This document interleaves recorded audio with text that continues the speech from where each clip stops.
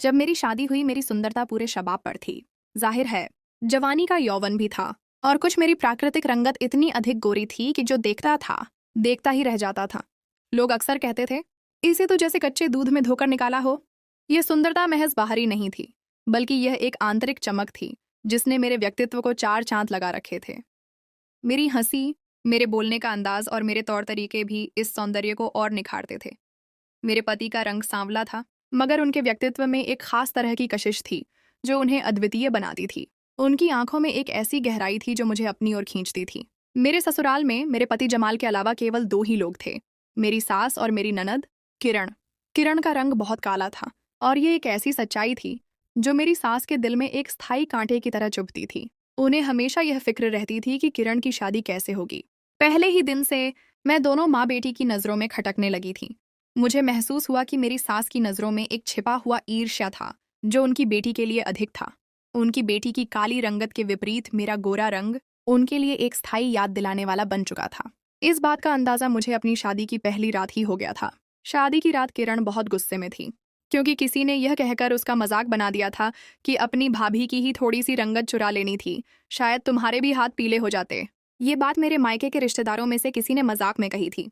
कहने वाले ने तो कह दिया, लेकिन उन शब्दों की भरपाई मुझे बड़ी यातना में डुबो गई थी। मेरी सुंदरता ही मेरी तबाही का कारण बनकर रह गई थी। यह ऐसा घाव था जो गहरा होता चला गया। मेरी सुंदरता जो मेरी पहचान थी, अब मेरे लिए एक बोझ बन चुकी थी। शादी की रात मैं दुल्हन बनी अपने कमरे में अपने पति का इंतजार कर रही थी। दिल में नए और अनूठे जज्बात उमड़ रहे थे। यह एक प्राकृतिक बात थी कि शादी की रात को लेकर हर लड़की अपनी आंखों में बहुत से सपने सजाए अपने पिया के घर आती है। मैंने भी जमाल के हवाले से बहुत से हसीन सपने देखे थे। मुझे याद है, शादी हॉल में उनकी तारीफ भरी नजरें मुझ पर ही जमी हुई थीं। उनकी आंखों में एक खास किस्म की चमक थी जो सिर्फ मेरी थी। मुझ पर दुल्हन बनकर सचमुच रूप भी बहुत चढ़ा था और मैं उनकी नजरों की व्याकुलता से ही शर्माकर लाल होने लगी थी। मेरी भाभियों और सहेलियों ने भी जमाल की बेताब नजरों को महसूस किया था। मेरी दोस्त मेरे कान में फुसफुसाने लगीं कि तुम्हारा तो पति अभी से तुम्हारा दीवाना बन गया है। ऐसी बातें जहां दिल को गुदगुदाती हैं, वहां दिल की धड़कनों को एक नई लय पर धड़काना शुरू कर देती हैं। जमाल का तस्वुर ही मेरे चेहरे पर मुस्कान सजाए हुए था। वह सांवली रंगत में भी बहुत हैंडसम लग रहे थे। उनकी शख्सियत में एक खास किस्म का गौरव था, लेकिन मुझे नहीं मालूम था कि मेरी काली रंगत वाली ननद की मनहूसियत मेरी शादी के पहले दिन से ही मुझ पर पड़ने लगेगी। वह ईर्ष्या की आग में इतनी जल रही थी कि मेरी खुशी उसे गवारा नहीं थी। पहली रात का कड़वा सच, एक बहन का ईर्ष्या और पति की चुप्पी। मेरा दिल उस वक्त बुझ सा गया जब रात के 2 बज गए थे और जमाल मेरे कमरे में नहीं आए थे। मैं उनके इंतजार में बैठे बैठे थक चुकी थी। दिल में बेशुमार सवाल थे। उस रात के हवाले से क्या कुछ मैंने सोच के रखा था। कमरे की रोशनियां हल्की थीं और हर गुजरता पल मेरी बेचैनी बढ़ा रहा था। लेकिन जो मेरे साथ हुआ, मैं कभी भी भूल नहीं सकती थी। रात के 3 बजे जब वह कमरे में दाखिल हुए तो काफी गुस्से में थे। उनकी चाल में एक अजीब सी सख्ती थी। मुझे कुछ हैरत भी हुई कि शादी हॉल में तो वह ठीक थे, हंसते मुस्कुराते थे, फिर इस वक्त गुस्से में क्यों हैं? ऐसे मौके पर तो पति की उत्सुक भरी नजरें ही पत्नी को शर्माने पर मजबूर कर देती हैं। वह मेरे पास बैठ गए और उनकी आवाज में सख्ती थी। तुम्हारे परिवार ने मेरी बहन की रंगत का मजाक उड़ाया है। किरण का दिल बहुत दुखा है। वह बहुत उदास हुई है, इस बात से रो रही है। मेरी बहन को बड़ी मुश्किल से मैंने चुप करवाया है। जो तुम्हारे रिश्तेदारों ने किया है, मैं कभी भूल नहीं पाऊंगा। उनकी आवाज में एक ऐसी कड़वाहट थी जो मेरे दिल में उतर गई। इसीलिए एक बात कान खोलकर सुन लो, मेरी बहन पर कभी अपने सुंदर होने का रौब मत जमाने की कोशिश करना, वरना मैं बर्दाश्त नहीं करूंगा। और इस बात का भी आगे से तुम ख्याल रखना कि तुम्हारी या तुम्हारे घर वालों की वजह से कभी मेरी बहन का दिल ना दुखे। यह कहकर वह उठकर कपड़े बदलने चले गए। उनके शब्द मेरे दिल में जहर की तरह उतर गए थे और मैं सन्न रह गई थी। मेरा तो गम से बुरा हाल था। ऐसा भी क्या कह दिया था मेरे रिश्तेदारों ने? अगर किसी मेहमान ने कुछ कह भी दिया था तो इसमें मेरा क्या कसूर है? मेरी तो इस मामले में कोई भागीदारी नहीं थी। मुझे लगा कि किरण ने मेरे आते ही अपने भाई के कान भरकर उसे कमरे में भेजा था और उस लड़की ने तो मेरे अरमानों पर पानी फेर दिया था। लेकिन मैंने संयम का दामन नहीं छोड़ा। मैं कोई भी बदमज़गी नहीं चाहती थी। इसीलिए शुरू में तो मैंने इन सारी बातों को नज़रअंदाज किया। मैंने सोचा कि वक़्त के साथ सब ठीक हो जाएगा। लेकिन वक़्त गुजरने के साथ साथ मुझे इस चीज़ का एहसास होने लगा कि किरण से ये बात बर्दाश्त नहीं थी कि मैं जमाल के साथ अकेले वक़्त गुजारूं या उनके साथ अकेली कहीं बाहर घूमने फिरने जाऊं। जब भी हम दोनों करीब आते, किरण कोई ना कोई बहाना बना लेती। मैं जब भी जमाल के साथ कहीं मनोरंजन का प्रोग्राम बनाती, किरण हमारे साथ जाने को तैयार हो जाती। और जमाल तो अपनी बहन की कोई बात टाल ही नहीं सकते थे। वह अपनी बहन को बहुत चाहते थे और उसकी हर इच्छा पूरी करते थे। बात यहीं खत्म नहीं होती थी। वह मुझे रात देर तक कामों में उलझाए रखती थी। जब भी मैं किचन में जाती और जल्दी से अपने सारे काम निपटाकर अपने पति के पास जाने की कोशिश करती, तो मेरी ननद यह देखते ही कि मैं अपने पति के पास जाने लगी हूँ, वह जानबूझकर मुझे कोई ना कोई काम बता देती। कह देती कि भाभी अब बर्तन धो दें, किचन की सफाई ठीक से नहीं हुई, वह कर दें। वह मेरे काम को और बढ़ाने की कोशिश करती रहती थी और वह यह सब इसलिए करती थी ताकि मैं अपने पति के पास ना बैठ सकूं। मुझे यह समझ नहीं आती थी कि आखिर क्या वजह है कि किरण मुझसे ईर्ष्या करती है। हालांकि मैंने बहुत चाहा कि वह मुझसे दोस्ताना रिश्ता बनाए रखे। मैंने उसके लिए नए कपड़े, जेवर और उपहार भी खरीदे, लेकिन उसका रवैया नहीं बदला। शायद किरण की शादी नहीं हुई थी, इसलिए वह ज्यादा संवेदनशील थी। उसकी यह बेचैनी उसके रवैये में साफ झलकती थी। ईर्ष्या की जड़ें और माँ बेटी की साजिश, एक नई साजिश की बू। किरण के रिश्ते तो आते थे, लेकिन जब वे मुझे देखते तो मेरा पूछने लगते। मेरे रिश्तेदारों का मेरे मायके में अब भी आना जाना था और वे मेरी सास और ननद के सामने भी मेरी सुंदरता का जिक्र करते। मेरी सास कहती कि तू मेरी बहू है, लेकिन उनके लहजे में एक व्यंग्य होता और वे किरण के लिए मना करते थे।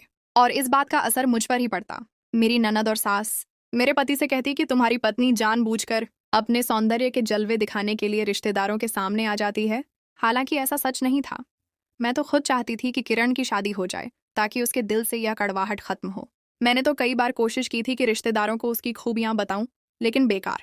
फिर एक दिन यूं हुआ कि मैं घर के सारे काम समेटकर अपने कमरे की तरफ जा रही थी, तो मैंने दोनों माँ बेटियों को आपस में बात करते सुना। वे बात किसी और नहीं, मेरे बारे में हो रही थी, तो इसलिए मेरे कान इस बात की तरफ लग गए। जो कुछ मेरे कानों ने सुना वह मेरे होश उड़ाने के लिए काफ़ी था।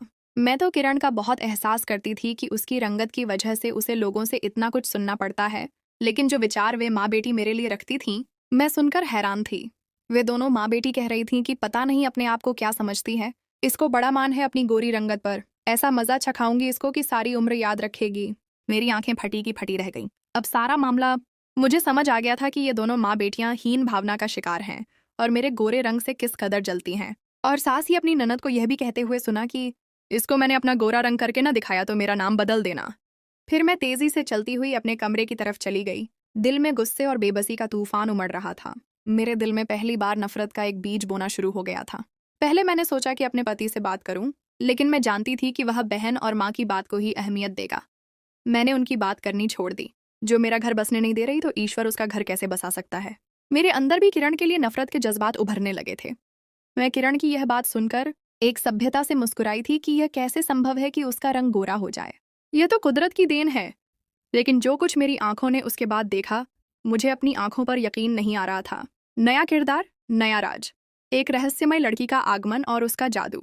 एक सुबह जब मैं उठी तो क्या देखती हूँ कि मेरी सास एक अनजान लड़की को घर लेकर आई है। वह लड़की कौन थी, कहाँ से आई थी, मैं उसको नहीं जानती थी। उसका नाम राधा बताया गया, लेकिन वह लड़की भला की खूबसूरत थी। उसकी आंखों में एक खास किस्म की चमक थी जो किसी को भी अपनी तरफ खींच सकती थी। सास से पूछने पर उसने मुझे बताया कि यह नौकरानी है और घर के काम किया करेगी। मेरी सास ने बात को टाल दिया था। उनकी आवाज़ में एक अजीब सी घबराहट थी। लेकिन जो बात चिंताजनक थी वह यह थी कि वह लड़की घर का कोई काम नहीं करती थी, बस मेरी ननद के कमरे में ही रहती थी। किरण का कमरा अब उसका दूसरा घर बन चुका था। जब से वह लड़की आई थी, मेरी ननद बहुत खुश रहने लगी थी। उसके चेहरे पर एक नई चमक थी। वह दिन भर राधा से बातें करती रहती और उसे देखकर मुस्कुराती। मुझसे कहती थी कि मैं भी अब खूबसूरत हो जाऊंगी। मुझे यह सुनकर अचरज सा हुआ था कि इस नौकरानी के आ जाने से भला मेरी ननद कैसे खूबसूरत हो सकती थी। शायद मेरी ननद बावली हो गई है, बहकी बहकी बातें कर रही है। एक खूबसूरत लड़की के आ जाने से भला वह कैसे खूबसूरत हो सकती है। वह लड़की क्या कोई जादूगरनी है जो ननद पर अपनी छड़ी घुमाएगी और किसी जादू की तरह मेरी ननद गोरी चिट्टी हो जाएगी। यह बात मेरे लिए एक पहेली बन चुकी थी, अविश्वसनीय सी। लेकिन मेरे होश उस वक्त उड़ने लगे जब एक हफ्ते बाद ही मेरी ननद की रंगत में एक स्पष्ट सा फर्क आने लगा। उसकी सांवली रंगत में एक निखार आना शुरू हो गया था। मेरे लिए बात अविश्वसनीय सी थी। ये कैसे संभव था। मेरी ननद तो अब इतराई इतराई सी रहती थी। उसमें एक नया आत्मविश्वास आ गया था। वह मुझसे ज्यादा खुश नजर आती थी। बात यहीं तक होती तो शायद मुझे इतना अचरज न होता। लेकिन हैरान करने वाली बात यह भी थी कि जैसे जैसे मेरी ननद की रंगत में निखार आ रहा था, वह लड़की दिन ब दिन कमजोर सी होने लगी। उसकी रंगत पीली सी पड़ने लगी। उसकी आंखों की चमक धीमी पड़ने लगी। और उसके चेहरे पर थकावट के आसार साफ दिखाई देने लगे। ये बात मेरे लिए चिंताजनक थी और इतनी हैरान करने वाली थी कि कुछ दिन तो मुझे लगा कि मेरा दिमाग इस बात को स्वीकार करने से इनकार कर रहा है। मैं बहुत हैरान थी। न चाहते हुए भी मुझे इस बात से चिंता सी होने लगी कि आखिर यह कैसे संभव है। वह लड़की घर पर कोई काम भी नहीं करती थी। मुझे वह लड़की संदिग्ध सी लगने लगी थी, जैसे कोई राज छिपा हो। मेरे सर पर तो उस लड़की की जिम्मेदारी भी आ पड़ी थी। मैं उसकी हालत देखकर परेशान थी। मुझे यह बात समझ में नहीं आ रही थी कि वह इस घर में किस मकसद के तहत आई है और सास उसे क्यों छिपा रही हैं। यह बात भी बहुत अजीब थी कि मेरी सास तो कह रही थी कि वह नौकरानी मेरे घर के कामकाज करेगी, लेकिन वह लड़की किसी काम को हाथ नहीं लगाती थी। बस किरण के कमरे में मौजूद रहती, दिन भर सोती रहती। जब से वह आई थी, मेरी ननद का रवैया बदल चुका था। पहले मेरी ननद हर वक्त मेरी टोह में रहती थी। उसे हर वक्त यह फिक्र सताती रहती थी कि कहीं मैं जमाल के साथ अकेली कहीं चली तो नहीं गई, हम लोग अकेले कहीं वक्त तो नहीं गुजार रहे। मैं और जमाल कभी खुले आंगन में बैठकर बातें करते तो मेरी ननद वहां आकर बैठ जाती, और कभी तो वह हमारे बीच आकर बैठ जाती। वह मुझे जमाल के साथ बर्दाश्त नहीं करती थी। ठीक है कि वह मुझसे उम्र में बड़ी थी, लेकिन उसकी शादी नहीं हुई थी। इसीलिए जब मैं अपने पति के साथ उठती, बैठती, हंसती, बोलती, मिलती तो एक आंख नहीं भाती थी। ये बात मुझे समझ आती थी कि उसकी शादी की उम्र थी। उसके दिल में यह इच्छा होगी कि उसकी शादी हो जाए, कि एक प्रेम करने वाला पति हो और वह उसके साथ वक्त बिताए। अब उसे यह मौका नहीं मिल रहा था, तो उससे मेरा जमाल का हंसना बोलना बर्दाश्त नहीं हो रहा था कि मैं क्यों अपने पति के साथ बैठी हूँ। ऐसा अक्सर हर घरानों में हो जाता है कि भाभी कम उम्र है और बड़ी ननद अपने मायके में बैठी है। इसीलिए जमाल के साथ बैठती तो वह ऐसे ऐसे नाटक करती कि मेरे पति की सारी ध्यान का केंद्र खुद बन जाती। वह अपने भाई के साथ मुझे बर्दाश्त नहीं करती थी। यहाँ तक तो बात समझ में आती थी, लेकिन अब मेरी ननद को मेरी परवाह तक न थी। मेरी ननद अब हर वक्त उस लड़की के साथ बैठी रहती, उससे बातें करती रहती। मुझे लगा कि उसे मुझसे कोई गर्ज नहीं। रात का राज और एक नए मोड़ की शुरुआत, एक चौंका देने वाली सच्चाई। कुछ दिनों से मुझे अपनी ननद की हरकतें अजीब सी लग रही थीं। वह लड़की मेरी ननद के साथ कमरे में रहती थी। पहले तो मैंने कभी गौर नहीं किया था, लेकिन जब से मैंने अपनी ननद की रंगत को बदलते देखा था और उस लड़की की रंगत को और सेहत को गिरते हुए देखा था, मैं उनकी टोह में लग गई थी।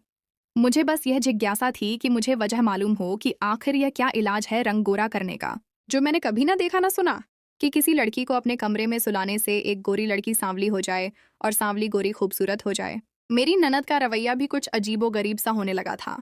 उसकी बातों में एक अजीब सी चहक थी। मैंने गौर करना शुरू किया तो सुबह जब भी वह लड़की कमरे से बाहर आती तो उसका चेहरा सोया हुआ होता था। उसका चेहरा बिल्कुल मुरझाया हुआ होता, जैसे न जाने रात जाकर गुजारी हो या कोई बहुत कठिन काम किया हो। उसकी आंखें भी सूजी हुई होती थीं। मेरी ननद हर वक्त उस लड़की के साथ ही नजर आती थी। इसीलिए मुझे मौका अभी तक न मिला था कि मैं उस लड़की से पूछ सकती कि वह कौन है, किस मकसद के तहत यहाँ आई है।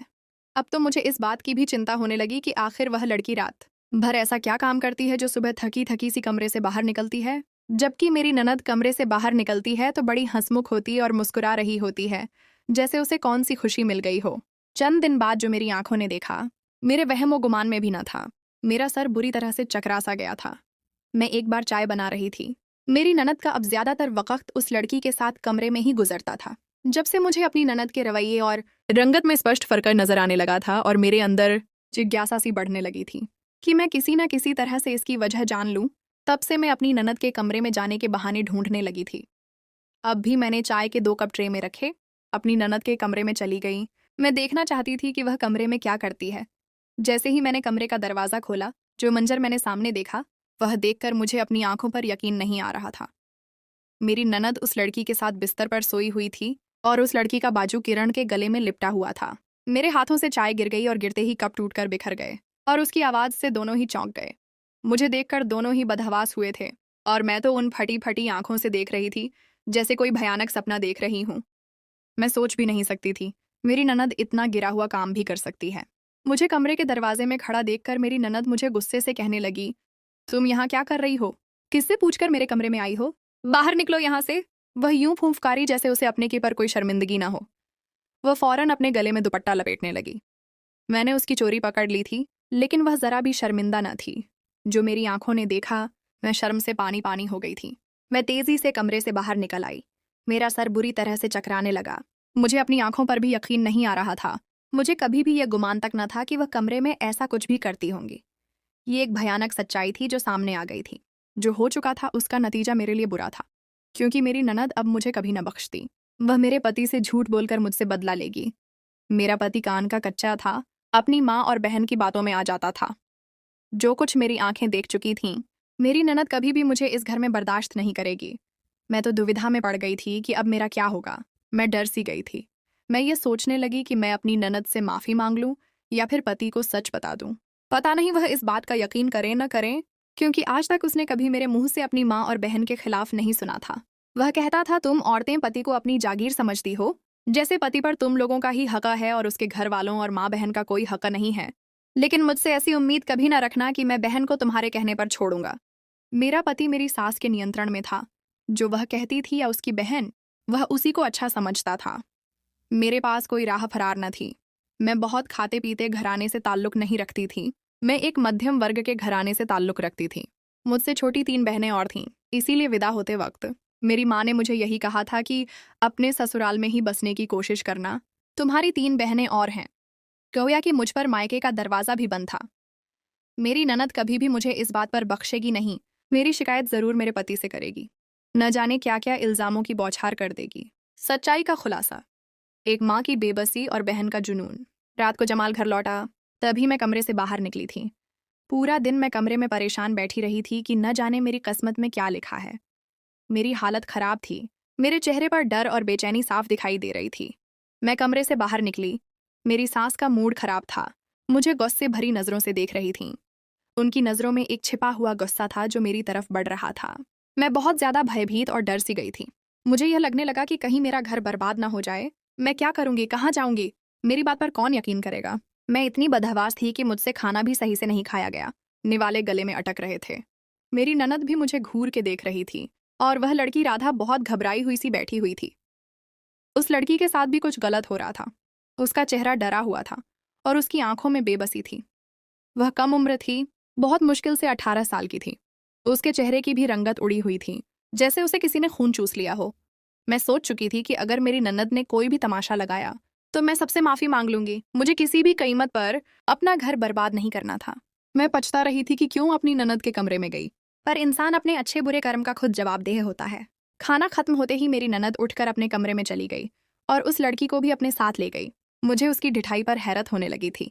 जब मैं अपनी ननद के कमरे में चाय लेकर गई थी, मेरी ननद बिस्तर पर बैठी हुई थी और उस लड़की से कह रही थी कि तुम अपना वही काम शुरू करो जो रोज करती हो।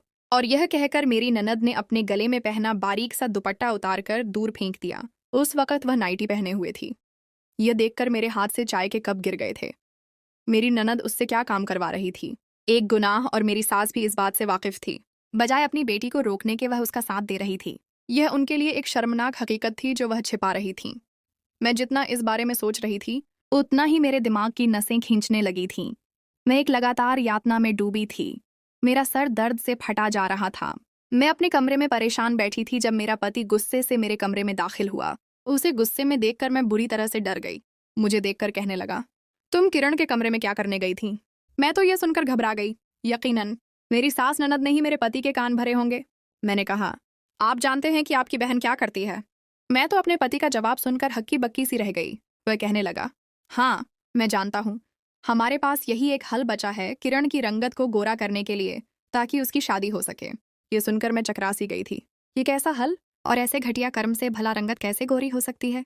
मेरा पति कहने लगा कि वह लड़की एक गरीब घराने की लड़की है। किरण जानती है वह एक ऐसा उबटन लगाती है जिससे रंगत गोरी होने लगती है, लेकिन उस उबटन का मसाज लगातार 2-3 घंटे तक करना होता है और उसे लगाकर धूप से भी बचना होता है। दिन में वह उबटन 4 बार लगाना होता है, तभी बहुत जल्द फर्क पड़ता है। ये सुनकर मैं अपने पति की हैरत से शक्ल देख रही थी। मैं क्या सोच रही थी और असल बात कुछ और ही थी। मेरे जहन में बिजली सी कौंध गई। वह लड़की मेरी ननद के उबटन लगाकर मालिश करती थी, इसीलिए सुबह थकी थकी कमरे से निकलती थी। यह रंगत गोरी करने का एक अत्यंत पुराना और तकलीफदेह तरीका था जो कुछ परिवारों में प्रचलित था।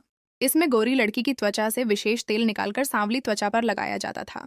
मेरी ननद ये बात सबसे छिपाना चाहती थी कि उसकी रंगत कैसे निखर रही है, क्योंकि उसे शर्मिंदगी महसूस होती थी और वह नहीं चाहती थी कि कोई उसके इस राज को जाने। मेरी ननद के लगातार मालिश करवाने की वजह से वह लड़की थकान से चूर रहने लगी थी। सच जानकर मुझे खुद पर अफसोस सा होने लगा। हम आधी अधूरी बात को जानकर और देखकर किस हद तक सोच लेते हैं, हालांकि हकीकत कुछ और ही होती है। मेरी आंखों से पश्चाताप के आंसू बहने लगे। मुझे अपनी गलतफहमी पर शर्मिंदगी थी कि मैंने किस कदर भयानक अनुमान लगा लिया था। मैंने उसी वक्त फैसला किया कि मुझे उस लड़की की मदद करनी चाहिए। वह इस घर में एक अमानवीय और बेरहम रस्म का शिकार थी। मैं अपने पति के पास गई और उसे समझाया कि यह तरीका गलत है। यह एक मासूम लड़की का शोषण है। यह मानवता के खिलाफ है। जमाल ने मेरी बात गौर से सुनी और उसे अपनी गलती का एहसास हुआ। उसके चेहरे पर पश्चाताप था। अगले ही दिन उन्होंने उस लड़की के घर वालों से संपर्क किया और उसे इज्जत के साथ वापस भेजा और उसके साथ उसकी मेहनत का मुआवजा भी दिया। जमाल ने किरण को समझाया कि सुंदरता का मतलब सिर्फ गोरी रंगत नहीं होता, बल्कि दिल की सुंदरता ज्यादा महत्वपूर्ण है। किरण को अपनी गलती का एहसास हुआ और उसने मुझसे माफी मांगी। मेरी सास भी अपनी बेटी की हालत देखकर शर्मिंदा हुई और उन्होंने भी मुझसे माफी मांगी। वक्त के साथ साथ हम सब ने एक दूसरे को समझना शुरू किया और हमारा घर दोबारा प्रेम और समरसता का गहवारा बन गया। यह घटना हमारे परिवार के लिए एक महत्वपूर्ण सबक साबित हुई। खुशियों का जश्न, दिवाली जैसी रात और एक नई शुरुआत। उस रात घर में दिवाली जैसा जश्न मनाया गया। रोशनियां और खुशियों का समा था। हवा में एक नई उम्मीद, एक नई चमक थी। सबके चेहरों पर संतोष और सुकून था। प्रीति ने सबके लिए मछली का स्वादिष्ट सालन बनाया, जिसकी खुशबू से सारा घर महक उठा और सबने मिलकर हंसी खुशी खाना खाया। खाने के बाद आंगन में झूले पर बैठकर पूजा ने सोचा कि परिवार की मोहब्बत से बढ़कर कोई चीज नहीं। ये सबसे बड़ा खजाना है, सबसे बड़ी ताकत है। उस दिन के बाद से उनके घर में एक नई खुशी, एक नई उम्मीद और एक नए सुकून का आगाज हुआ। प्रीति ने कभी फिर अंधविश्वास की बात नहीं की और किरण ने अपनी जिंदगी में सकारात्मक परिवर्तनों को खुशदिली से स्वीकार किया। उसे एहसास हुआ कि असल सुंदरता दिल की होती है। करोल बाग का वह पुराना घर अब वाकई एक पूरा और खुशियों भरा घर बन चुका था। यह सिर्फ एक इमारत नहीं थी, बल्कि प्रेम, विश्वास और समरसता का एक जीता जागता नमूना था। वह राज्य जो एक वक्त में इस परिवार के लिए खतरा बना था, अब उन्हें पहले से ज्यादा मजबूत बना चुका था।